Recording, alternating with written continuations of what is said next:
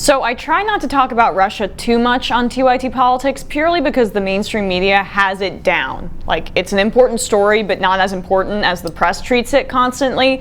It's hard to treat a story with more importance than the mainstream press has been treating the Russia story. Cable news literally covers it wall to wall, all day, every day.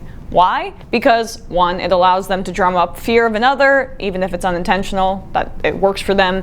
Two, means they don't have to talk about policy, which would reveal how insanely terrible the Republicans are, and then they'd be accused of being biased. And three, because it's a reality show with characters, an investigation, an indictment, jailing political figures.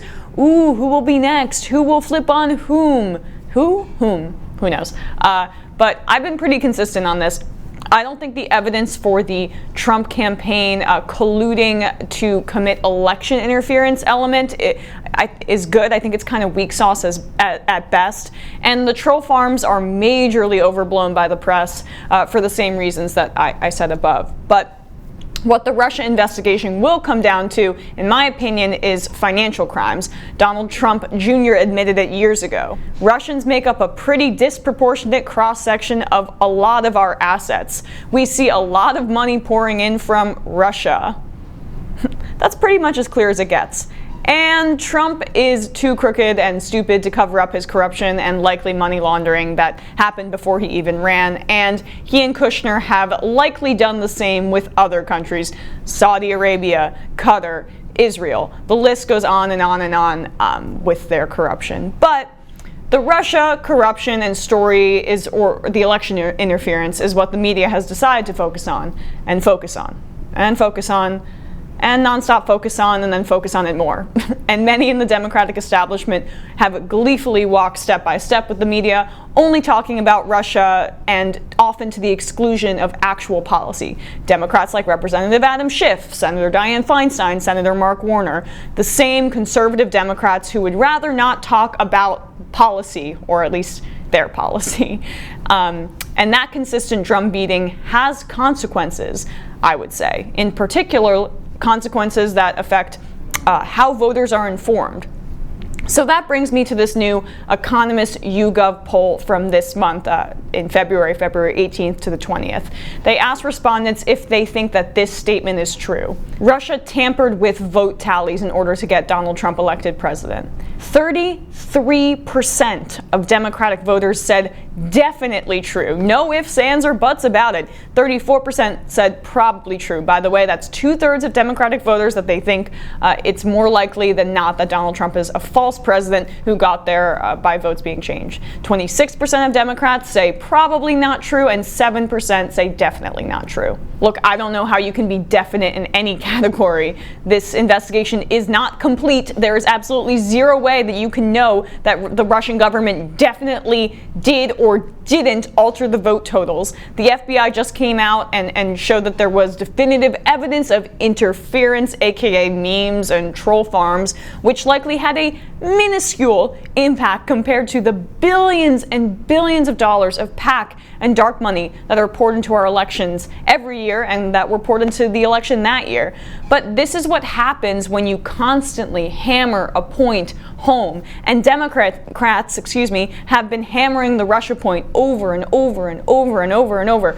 Could you imagine if they worked this hard and did that as a unified front with healthcare, with income inequality, with mass incarceration, with marijuana legalization, and despite 1/3 of Democratic voters thinking that Russia altered vote totals is incontrovertibly true, reporting has actually said the exact opposite.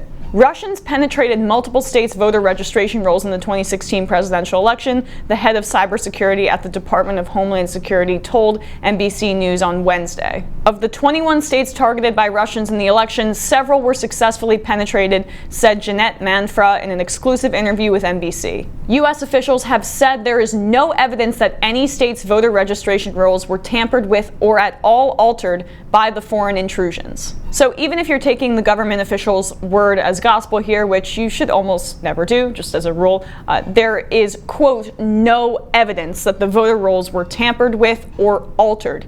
Yet, still, 33% of Democrats think definitely. Democrats need to look in the mirror before mocking Republican voters as low information voters. I know that there are degrees, but this is a pretty bad one because it's just not true. Here is my point.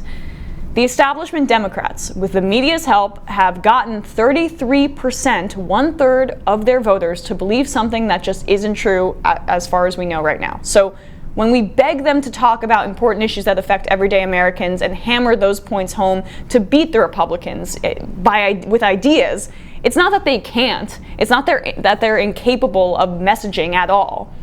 This Russia story shows that they can hammer a point home. It's just that they don't want to hammer those points home. Why? Because it would bother their donors, and they tiptoe around offending their donors, but Russia doesn't affect their cash flow to their campaigns. So let's go feet first into Russia, Russia, Russia, every day, all the time. And again, when we're talking about influencing elections, every single day in this country, millions of dollars is spent on influencing our elections by multinational corporations and PACs and dark money. These corporations are not sovereign to the United States. They don't stop at our borders. That is just as scary as Russia. They have interests that are contrary to ours, same as Russia, and yet not a peep from the establishment press or politicians. And when these Russian troll farms, which is such a funny term, decided to spend money in our elections, however tiny their influence may have been, they did it because they saw a weakness, a flaw in our system.